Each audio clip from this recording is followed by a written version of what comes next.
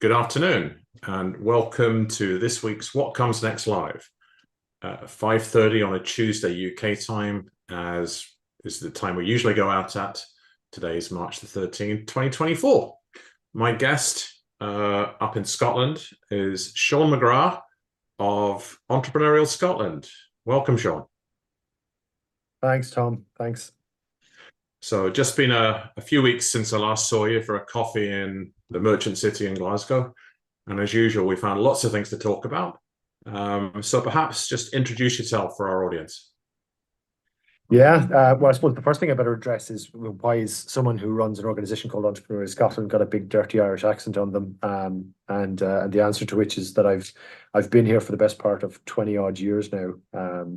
So particularly passionate about Scotland and what Scotland has to offer. I'm the chief exec of a charitable foundation, which is called Entrepreneurial Scotland. And our mission is really, really simple. We believe that an entrepreneurial Scotland is a prosperous Scotland. And our whole task, if you like, is to try and develop and nurture and support and create the individuals who drive that prosperity, because society is sitting on top of an economy, and a strong economy supports a strong society, and a strong economy is built on the shoulders of brave, entrepreneurially minded, ambitious, driven individuals. And so we're just trying to create those people so that they can push everything forward for everybody else. In short. In short. And I've known you for a while. I've known the organization since before it was called Entrepreneurial Scotland. And as far as I can see, as a Scot who doesn't carry a Scots accent, so you're somebody in Scotland who doesn't carry a Scots accent, but we both have the same, very similar passion for Scotland. And it's wonderful that Scotland has had this organization for a number of years, and it's had a lot of impact. And it's fairly unique to the countries I've operated in. It's unique to have a significant body in a country which is so focused on the one theme. And Entrepreneurial Scotland has evolved a lot over the years. But this podcast is really all about what's top of mind for the guest. So what's your focus right now? What's top of mind for you? Oh, well, look, when you run a charity, there's lots of things that are top of mind. There's about a million different things. But I suppose I've spent a lot of time recently, because you're right. I mean, we've been going in one form or another now for nearly 20 odd years. And I took over about 3 years ago as the CEO, and I spent a lot of time thinking about the next stage of the journey for us, and our vision and our mission. And when we started, we had a kind of a clarity around the fact that we, in Scotland, great for starting hard in terms of starting being entrepreneurial. And so that yeah. Sean, I don't know if your kids are playing video games, but we're losing strength of signal, which is a very rare thing right now. Oh, am I back yet? You're back now. Yeah. Perfect. Right. Well, if it goes again, just give me a note. That's going again. But I think I was saying that from a mission perspective, when we started out, it was, we knew that part of the challenge was, the startup rate in Scotland and measuring entrepreneurship in that sense. But now actually our big challenge is growing scaling organizations, creating jobs, creating tax. And we've gotten to a size and scale now where making and it gives you the headspace to start thinking about some of the bigger challenges and the bigger issues that we face as a country. And so I suppose in the last couple of years, in the last year or so, I've spent a lot of time thinking about what people would call the soft skills, but I call the really hard skills.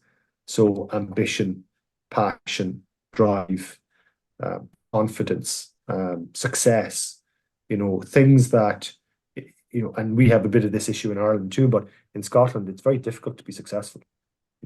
People, if I had £1 for every time someone told me, asked me, how do we create a culture that celebrates failure? My response is normally, well, how do we create a culture that celebrates success? Because we haven't managed to do that first.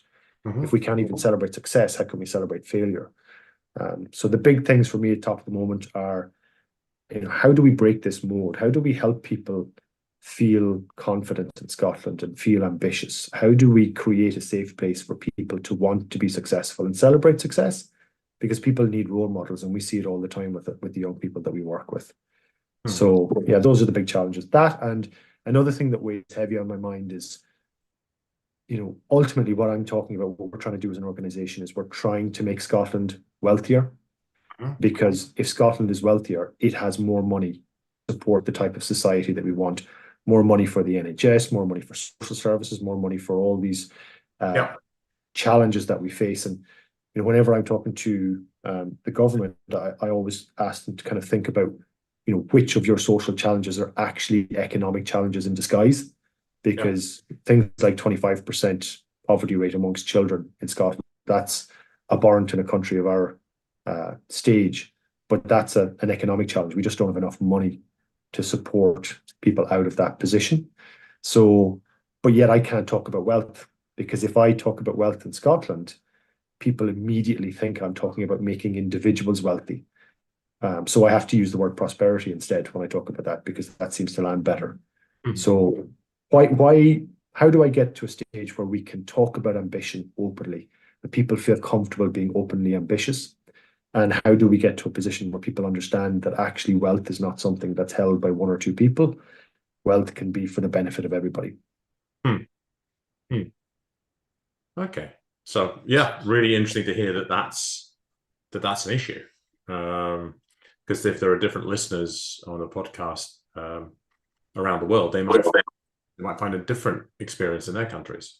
I know both of us have ties through family to the Caribbean, and each Caribbean country is very different, and some of them totally do celebrate it, and they love it when people are successful. And the general American culture is about celebrating success. And if we link that to the one of the bits that none of the political parties are willing to talk about in the UK is, I'm speaking as an applied economist, the cupboard's kind of bare, right? Like, it doesn't really, to a large extent, it doesn't really matter who gets in. There's only so many levers they can pull upon, because there just isn't much money, because the economy has been profoundly unsuccessful in the UK as a whole, and Scotland is a part of the UK for many decades.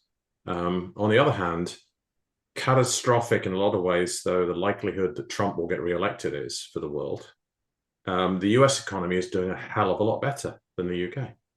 And it's come through COVID an awful lot better.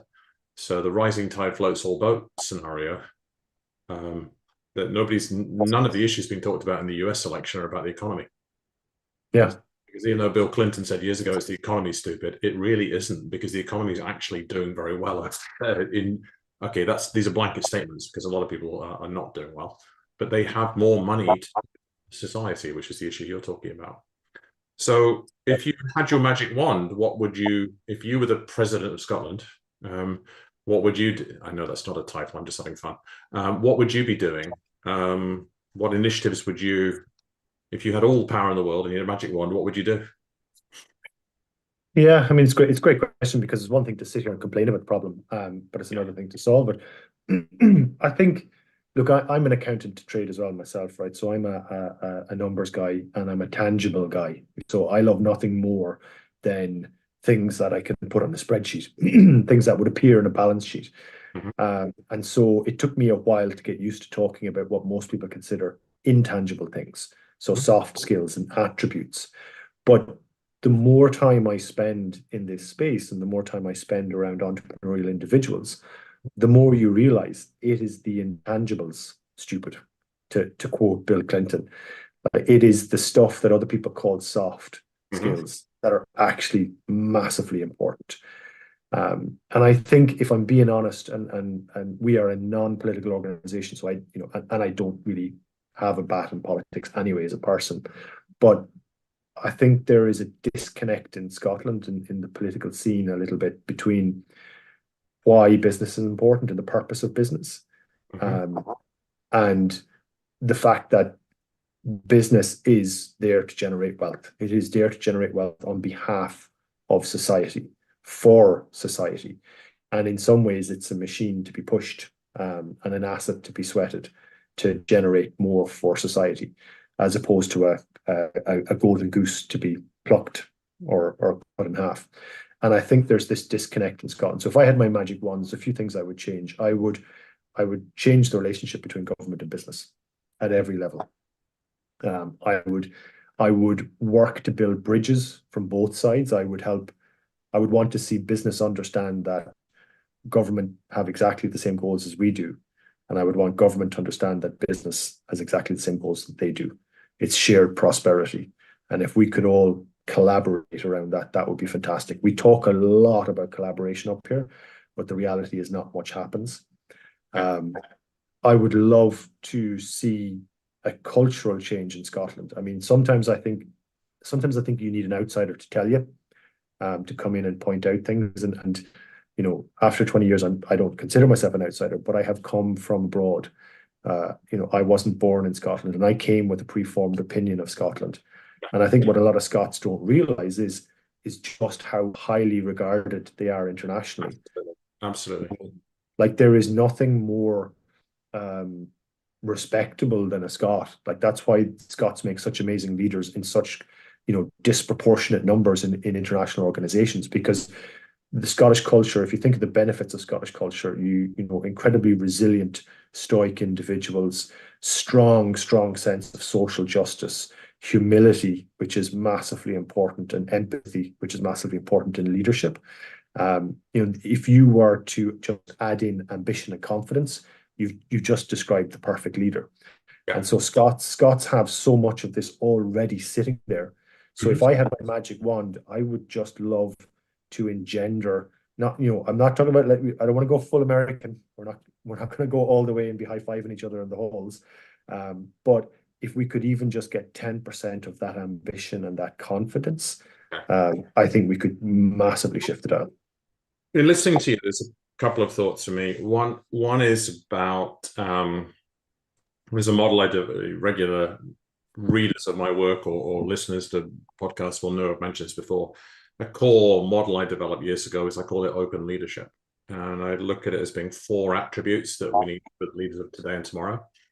And they're really in 2 pairs, because one pair of those attributes is to be open and humble. And that's a lot of the stuff you're saying is that are Scott's attributes, that a lot of them are linked to that. But without the other set of attributes, they are nothing from an entrepreneurial ambition standpoint. And those 2 attributes are brave and hungry.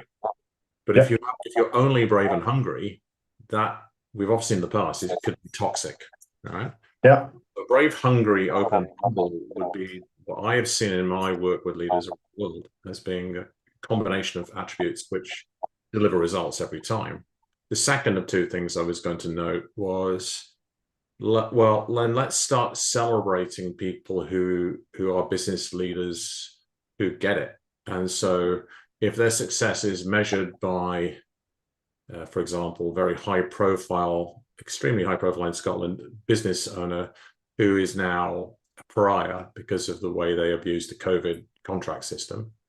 And clearly what they did was, or at least from the media coverage and the empirical evidence that's being put out there, enrich themselves at the expense of society.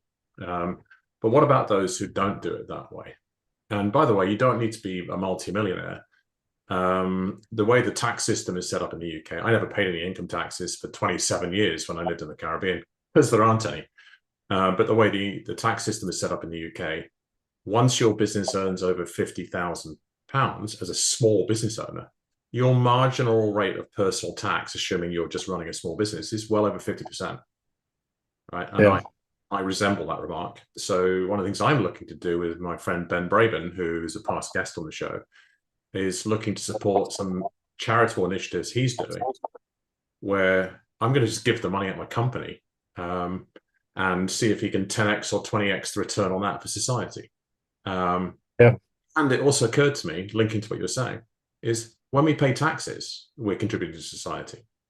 Yeah. And that's the point too. So it's, why don't we celebrate the people who don't need to be educated, as a shorter step, don't need to be educated, that the fact that part of what their business is there for is to provide jobs, is to stimulate the economy, is to all of those things. Because actually, as an entrepreneur myself over the years, a lot of the time I just was too busy running my business to even consider all of that stuff. Yeah. Wouldn't it be nice to recognize people and say, actually, how much taxes did your business pay last year? X 100,000, X million, you know, and just get that celebrated to start with, and then look at building the bridges. Yeah. I mean, Tom, I'm going to pull my soapbox out now for a wee minute, so you might have to pull one of those hooks out and get me down. But I'm hugely respectful of social entrepreneurs, right? I mean, I consider myself a social entrepreneur because we run this charity like a social enterprise, and so I know how difficult it is to try and be a true social entrepreneur in the way the word is understood. But equally, in my humble opinion, I believe every entrepreneur is a social entrepreneur. Right. I have never met, well, maybe the odd occasion, but in general, almost every single business owner that I meet, the first thing they'll talk about is their staff. And they'll talk about if they've got 50 or 60 staff, they'll talk about the 50 or 60 mortgages that depend on them. And they'll talk about the welfare of their people. They'll talk about wanting to do more for their staff as well as wanting to do more for their customers. And the last thing they'll talk about is their own bottom line. Because most businesses in Scotland are small to medium-sized businesses. More people are employed in small to medium-sized organizations in Scotland than are in large organizations. And behind every small to medium-sized enterprise is a human being who feels the weight and the responsibility of the people that work for them and want to look after them and want to do right for them. I remember chatting to a hairdresser who was telling me, she's like, look, if they want to make the minimum wage £20 an hour, I'll pay £20 an hour. But what they can't expect, because everyone else is paying £20 an hour, and then I'm comparative, but they can't ask me to pay £20 an hour and then someone down the road's paying £10 an hour, because I'll go out of business.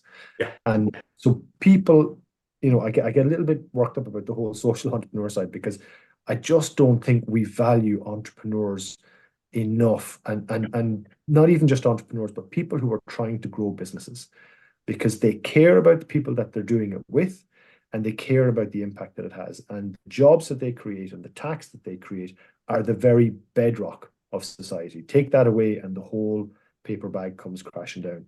And that's the bit I'd love the government to understand.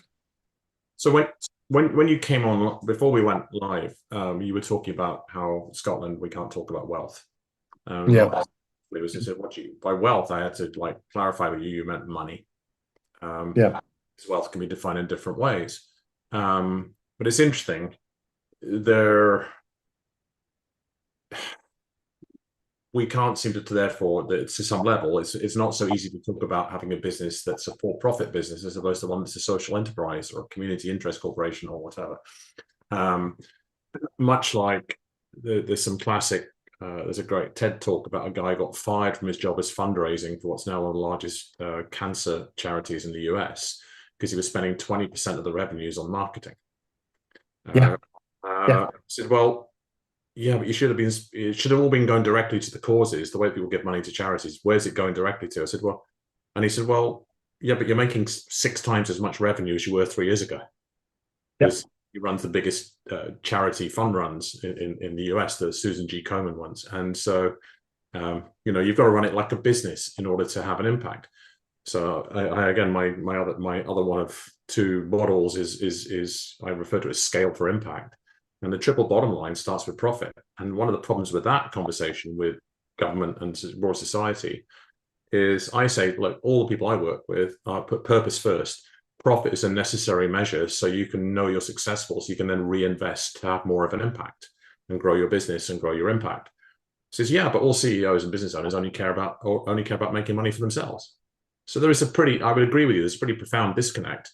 And I just, you know, if people constantly say that to me when I actually show them the model, the visual for it, and they go, that's fine, but not the people I work with. And, you know, I'm with, you know, one multinational I work with, their share prices outstripped Facebook and Google in the last 3 years.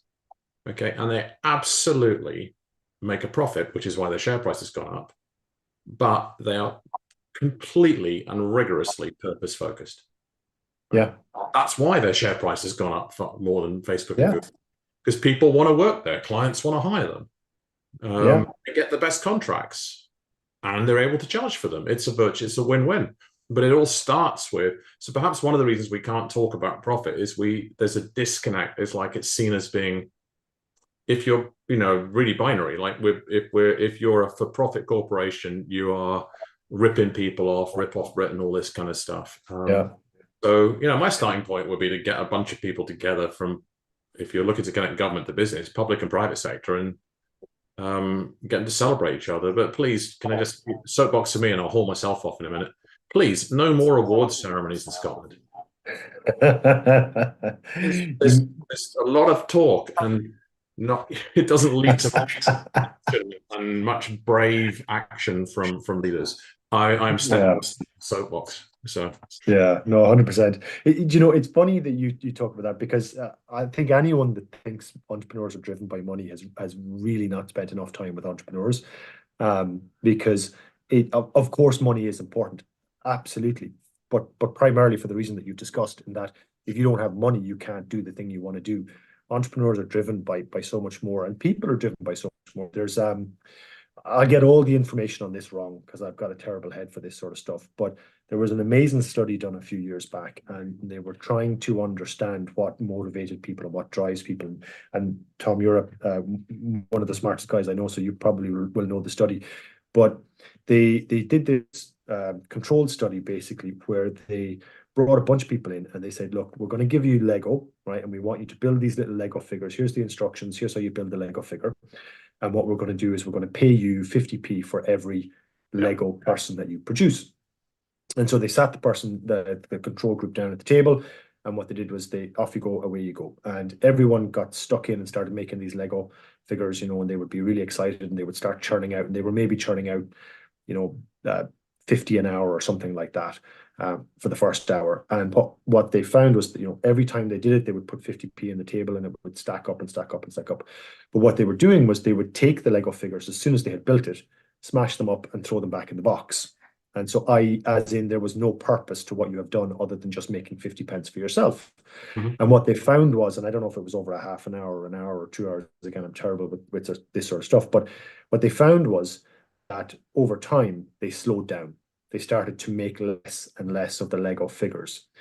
Now, they did another version of that, and where they did the same thing, and they paid people the 50 pence, and they said, there you go. Mm-hmm. But what they did was they started to take the Lego figures when they finished with them, and they would put them in display boxes and put them on a shelf behind the person who was taking note. And what they found from the study was that actually where they had taken those little figures that they had made, and where they had given them purpose, where they had given them a display point behind, the individuals that were making those Lego figures produced more for longer before giving up, versus the people who were just getting it made and throwing the Lego back in the box. And I always love that, because it speaks to the importance of purpose for people. It, like, for everybody, it reaches a point where it's not really about the money anymore. And that's the same with entrepreneurs, particularly with entrepreneurs, because they tend to reach that point where money becomes less of an issue sooner. And so they're misunderstanding the key motivators for people who are driving businesses, I think. Absolutely. So it'll link to two things. One is that the brave and hungry, it comes back to that behavior that sits with the existing and common Scots attributes. And every entrepreneur I've ever met, and if I ask them why they started their business, they will say words to the effect of, I couldn't not do it. Right? Yeah. They saw something, they had to do it. And it's about passion. Yes, they may absolutely see they can make some money from it, but as you're right, not the study you were looking at, but a similar one was done, and a really seminal book called Drive, which is the subheader is The Surprising Truth About What Motivates Us. It's by a guy called Dan Pink, and he discovered three things: purpose being the leader, mastery, and autonomy. Because what he found was, it was a slightly different study. They gave people money, and they found that beyond a certain point, money actually can become a demotivator. Yeah. Right? So, but money up to meeting your needs. After that, you need different drivers. You need to have a nice place to work. You need to be doing work that matters. Lego figures that go on display. And a little shout out to Maeve Gillis, a global Scot and a fellow guest on this show. She was awards host for the wonderfully named guild called the Mystery of Goldsmith. and they had their annual craft and design awards. I don't have that title quite right. Just wondrous pieces of work, of which many hundreds of hours will have gone to some of these pieces. But the key is they then go on display at Goldsmiths Hall in the City of London. And some of the most, that's an extreme case, some of those wondrous craft jewelers are penniless, right? But they have wealth in other ways, right? So I think, yeah, this, you're talking about not being able to talk about wealth, not being, what really motivates entrepreneurs, and the disconnect between broader society, which is often represented by government, whether it's politicians or the civil service, and the entrepreneurial community. So if one of the things that's on top of your mind, which is what we've been talking about for 30 minutes today, is to build bridges and connect them, then you have an organization, we've talked about this, that your predecessor, Sandy, it was kind of job done. It was time to hand over the family business to yourself, who you were already there. Because it was really being a big part of connecting people to create an entrepreneurial ecosystem. Well, Scotland has that now, and it really didn't 20 years ago. And it's wonderful to see. And if this is a next thing, that's very impactful. So I hope I have a space in there to support you and the organization, as I always seem to find somewhere to help behind the scenes, or in this case, in front of the camera. And it's been great to talk it through with you for half an hour. And I hope you can propagate this to your network so they too can get the message and from you. And apologies to people listening. There'll be some broken up audio on this that we can't clean up because sometimes standards need raised on broadband. Or the kids using a particularly intensive moment before dinner. So anyway, as always, I like to leave the guests for the last word. So what thoughts do you have for our audience as we close, Sean?